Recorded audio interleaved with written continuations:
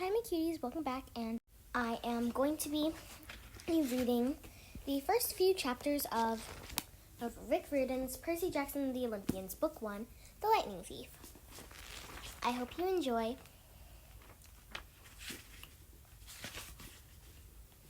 Chapter 1. I accidentally vaporized my pre-algebra teacher. Look, I didn't want to be a half-blood.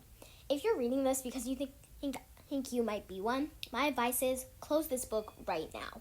Believe whatever lie your mom and dad told you about your birth and try to lead a normal life. Being a half-blood is dangerous. It's scary. Most of the time, it gets you killed in painful, nasty ways. If you're a normal kid, reading this because you think it's fiction, great. Read on. I envy you for being able to believe that none of this ever happened.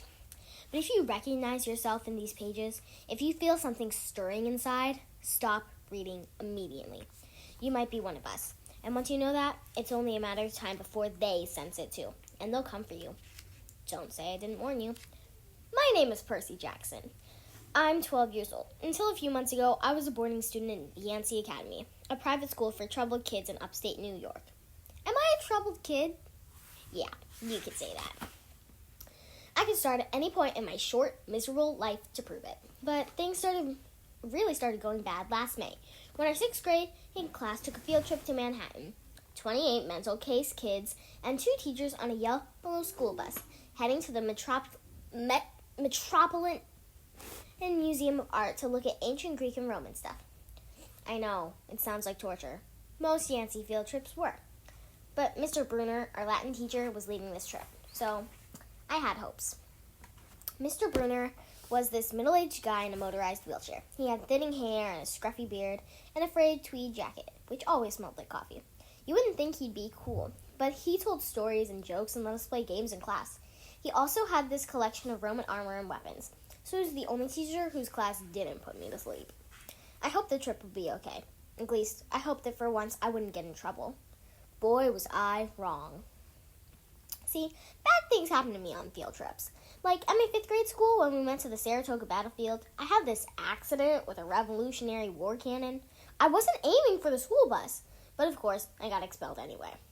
And before that, at my 4th grade school, when we took a behind-the-scenes tour of the Marine World Shark Pool, I sorta hit the wrong lever on the catwalk, and our class took an unplanned swim. And the time before that, well, you get the idea. At this trip, I was determined to be good. All the way into the city, I put up with Nancy Bobofit, the freckly, red-headed kleptomaniac girl, hitting my best friend Grover in the back of the head with chunks of peanut butter and ketchup sandwich. Grover was an easy target. He was scrawny. He cried when he got frustrated. He must have been held back several grades because he was the only 6th grader with acne and the start of wispy beard on his chin. And on top of all that, he was crippled. He had a note excusing him from PE for the rest of his life because he had some kind of muscular disease in his legs. He walked funny, like every step hurt him. But don't let that fool you. You should have seen him run when it was enchilada day in the cafeteria. Anyway, Nancy Bobofit was throwing wads of sandwich that stuck in his curly brown hair. And she knew I couldn't do anything back to her because I was already on probation. The headmaster had threatened me with death by in-school suspension if anything bad, embarrassing, or even mildly entertaining happened on this trip. I'm gonna kill her, I mumbled. Grover tried to calm me down. It's okay, I like peanut butter. He dodged another piece of Nancy's lunch. That's it. I started to get up, but Grover pulled me back to my seat. You're already on probation, he reminded me. You know who'll get blamed if anything happens. Looking back on it, I wish I'd decked Nancy Bobofit right then and there. In-school suspension would have been nothing compared to the mess I was about to get myself into. Mr. Bruner led the museum tour. He rode up the front in his wheelchair, guiding us through the big, echoey galleries, past marble statues and glass cases full of really old black and orange poetry. It blew my mind that this stuff had survived for 2,000, 3,000 years. He gathered us around a 13-foot-tall stone column with a big sphinx on top, and started telling us how it was a grave marker, a stele, for a girl about our age. He told us about the carvings on the sides. I was trying to listen to what he had to say, because it was kind of interesting, but everybody around me was talking, and every time I told them to shut up, the other teacher chaperone, Mrs. Dodds, would give me the evil eye. Mrs. Dodds was this little math teacher from Georgia who always wore a black leather jacket, even though she was 50 years old. She looked mean enough to read Harley right into your locker. She had to come to Yancey halfway through the year when our last math teacher had a nervous breakdown. From her first day, Mrs. Dodds loved Nancy Bobofit and figured I was devil spawn. She would point her crooked finger and say, "Now, honey," real sweet, and I knew I was going to get after-school detention for a month. One time, after she made me erase his answers out of old math workbooks until midnight, I told Grover I didn't think Mrs. Dodds was human. He looked at me, real serious, and said, "You're absolutely right." Mr. Brunner kept talking about Greek funeral art. Finally, Nancy Bobofit had snickered something about the naked guy on the stele, and I turned around and said, "Will you shut up?" It came out louder than I meant it to. The whole group laughed. Mr. Brunner stopped his story. "Mr. Jackson," he said, "did you have a comment?" My face was totally red. I said, "No, sir." Mr. Brunner pointed to one of the pictures on the stele. "Perhaps you'll tell us what this picture represents." I looked at the carving and felt a flush of relief, because I actually recognized it. That's Kronos eating his kids, right? "Yes," Mr. Brunner said, obviously not satisfied, and he did this because, well, I racked my brain to remember. Kronos was the king god and... God? Mr. Brunner asked. Titan, I corrected myself. And, he didn't trust his kids, who were the gods. So, Kronos ate them, right? But his wife hid baby Zeus and gave Kronos a rock to eat instead. And later, when Zeus grew up, he tricked his dad, Kronos, into barfing up his brothers and sisters. "Ew!" said one of the girls behind me. And so there was this big fight between the gods and the Titans, I can tell you, and the gods won. Some snickers from the group. Behind me, Nancy Bobofit mumbled to a friend, "Like, we're going to use this in real life. Like, it's going to say on our job applications, please explain why Kronos ate his kids." "And why, Mr. Jackson, to paraphrase is Miss Bobofit's excellent question, does this matter in real life?" "Busted," Grover muttered. "Shut up," Nancy hissed, her face even brighter red than her hair. At least Nancy got packed too. Mr. Brunner was the only one who ever caught her saying anything wrong. He had radar ears. I thought about his question and shrugged. "I don't know, sir." "I see." Mr. Brunner looked disappointed. "Well, half credit, Mr. Jackson. Zeus did indeed feed Kronos a mixture of mustard and wine, which made him disgorge his other 5 children, who, of course, being immortal gods, have been living and growing up completely undigested in the Titan's stomach. The gods defeated their father, sliced him to pieces with his own scythes, and scattered his remains in Tartarus, the darkest part of the underworld. On that happy note, it's time for lunch. Mrs. Dodds, would you lead us back outside?" The class drifted off, the girls holding their stomachs and the guys pushing each other around and acting like doofuses. Grover and I were about to follow when Brunner said, "Mr. Jackson?" I knew that was coming. I told Grover to keep going. Then I turned toward Mr. Brunner. "Sir?" Mr. Brunner had this look that wouldn't let you go. Intense brown eyes that could have been 1,000 years old and had seen everything. "You must learn the answer to my question," and Mr. Brunner told me. "About the Titans, about real life, and how your studies apply to it." "Oh. What you learn from me," he said, "is vitally important. I expect you to treat it as such. I will accept only the best from you, Percy Jackson." I wanted to get angry. This guy pushed me so hard. I mean, sure, it was kind of cool on tournament days when he dressed up in a suit of Roman armor and shouted, "What ho!" and challenged us, sword point against chalk, to run to the board and to name every Greek and Roman person who ever lived and their mother and what god they worshipped. But Mr. Brunner expected me to be as good as everybody else, despite the fact that I have dyslexia and attention deficit disorder, and I had never made it above a C in my life. No, he didn't expect me to be as good. He expected me to be better. And I just couldn't learn all those names and facts, much less spell them correctly. I mumbled something about trying harder, while Mr. Brunner took one long look at the stele, like he'd been at this girl's funeral. He told me to go outside and eat my lunch. The class gathered on the front steps of the museum, where we could watch the foot traffic along 5th Avenue. Overhead, a huge storm was brewing, with clouds blacker than I'd ever seen over the city. I figured maybe it was global warming or something, because the weather all across New York State had been weird since Christmas. We'd have massive snowstorms, flooding, wildfires from lightning strikes. I wouldn't have been surprised if this was a hurricane blowing in. Nobody else seemed to notice. Some of the guys were pelting pigeons with Lunchables crackers. Nancy Bobofit was trying to pickpocket something from a lady's purse. And, of course, Mrs. Dodds wasn't seeing a thing. Grover and I sat on the edge of the fountain, away from the others. We thought that maybe if we did that, everybody wouldn't know we were from that school. The school for loser freaks who couldn't make it elsewhere. Detention? Grover asked. Nah, I said, not from Bruner. I just wish he'd lay me off me sometimes. I mean, I'm not a genius.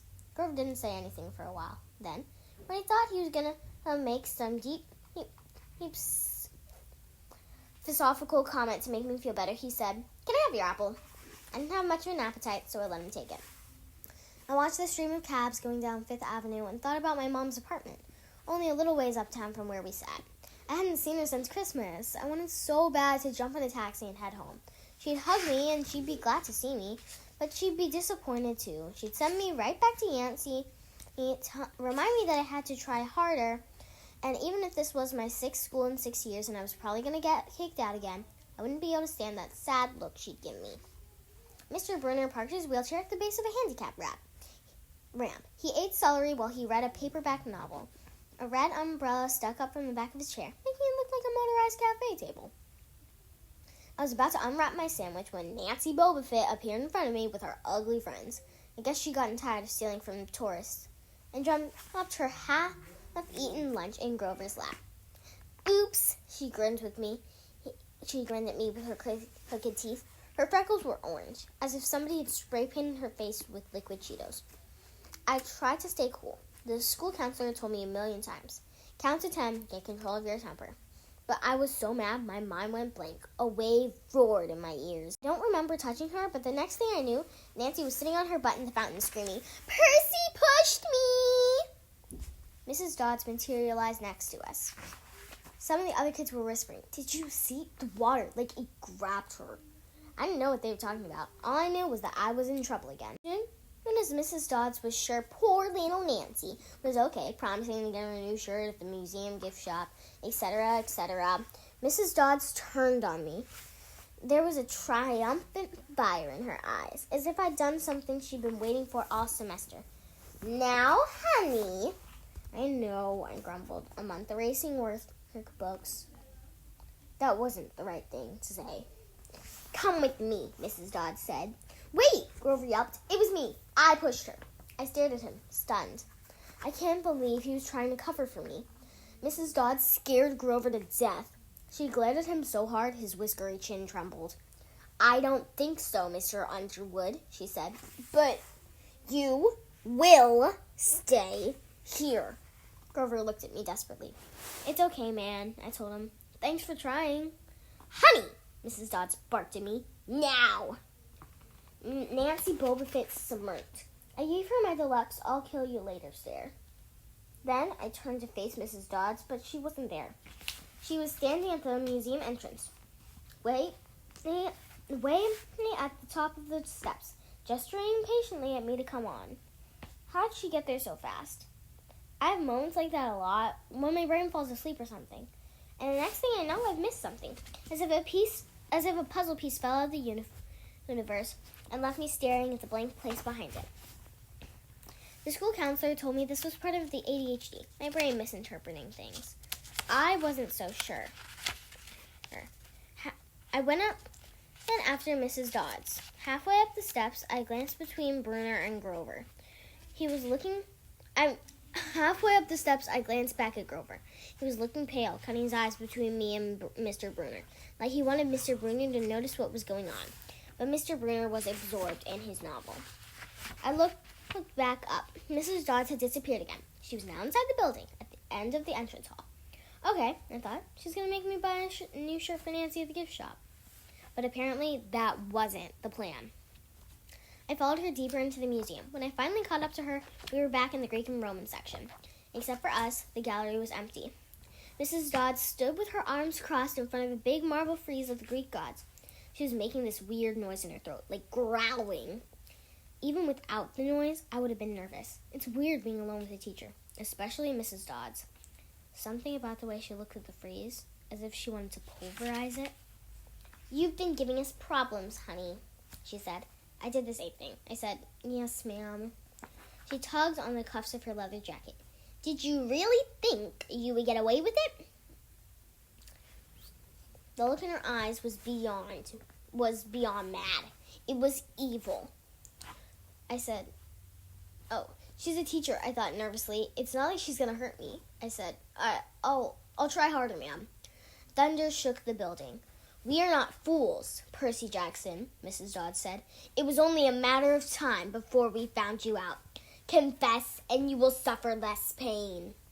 I didn't know what she was talking about.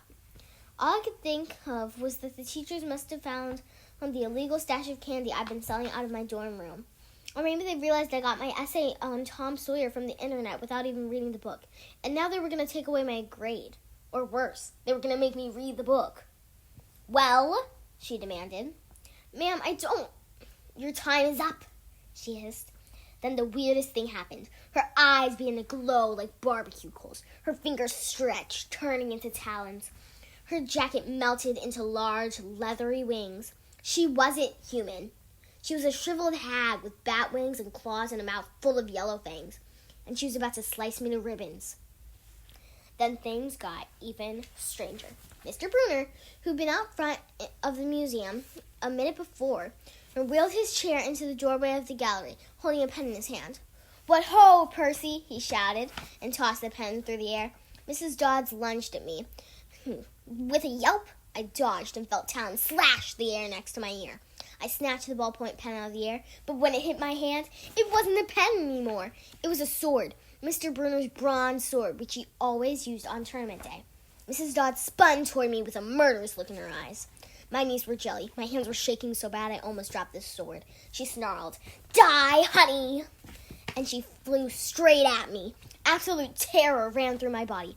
I did the only thing that came naturally. I swung the sword. The metal blade hit her shoulder and passed clean through her body as if she were made of water.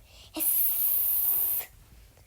Mrs. Dodds was a sand castle and a power fan. She exploded to yellow powder, vaporized on the spot, leaving nothing but the smell of sulfur and a dying screech and a chill of evil in the air, as if those two glowing red eyes were still watching me. I was alone. There was a ballpoint pen in my hand. Mr. Bruner wasn't there. Nobody was there but me. My hands were still trembling. My lunch must have been contaminated with magic mushrooms or something. Had I imagined the whole thing? I went back outside. It had started to rain. Grover was sitting by the fountain, a museum map tented over his head. Nancy Boba Fett was still standing there, soaked from her swim in the fountain, grumbling to her ugly friends. When she saw me, she said, "I hope Mrs. Kerr kicked your butt." I said, "Who? Our teacher? Duh!" I blinked. We had no teacher named Mrs. Kerr. I asked Nancy what she was talking about. She just rolled her eyes and turned away. I asked Grover where Mrs. Dodds was. He said, "Who?" But he paused first, and he wouldn't look at me, so I thought he was messing with me. "Not funny, man," I told him. "This is serious." Thunder boomed overhead. I saw Mr. Brunner sitting in his red umbrella, reading his book, as if he'd never moved. I went over to him. He looked up, a little distracted. "Ah, that would be my pen. Please bring your own writing utensil in the future, Mr. Jackson." I handed Mr. Brunner his pen. I hadn't even realized I was still holding it. "Sir," I asked, "where's Mrs. Dodds?" He stared at me blankly. "Who?" "The other chaperone, Mrs. Dodds, the pre-algebra teacher." He frowned and sat forward, looking mildly concerned. "Percy, there is no Mrs. Dodds on this trip. As far as I know, there has never been a Mrs. Dodds at Yancey Academy. Are you feeling all right?" And that was Chapter 1 of Rick Riordan's Percy Jackson and the Olympians, Book 1, The Lightning Thief. I hope you enjoyed. Tune in next time for Chapter 2. I'll see you next week. Peace out. Bye.